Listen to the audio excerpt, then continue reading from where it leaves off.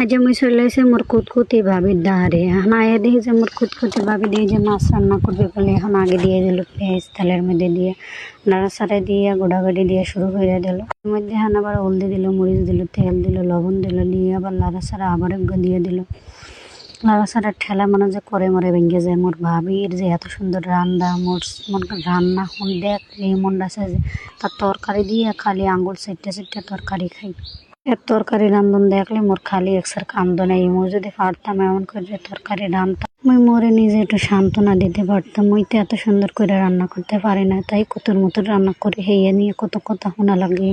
মই রান্না করতে পারি না, হেলি করে মই রাগ করে রাঁধতেও হয় না। এর মধ্যে আবার দেখেন আলু কেটে লেছে, আলু আবার বলে মাছের মধ্যে দেবো। ও মা গো, ও মা গো, আমি তো আলু মাছের মধ্যে দেওয়ানোর দরকার নেই, আলু একদম ভালো লাগে না খাইতে। বললে দেখো যে না আলু দিয়ে, আলু দিলে মজা লাগবে, তোর বাইরে বেটি বাগনিরা খাইবো, কি সুন্দর করে মজা করে তুই খালি চাইয়ে চাইয়ে থাইস কে। আচ্ছা।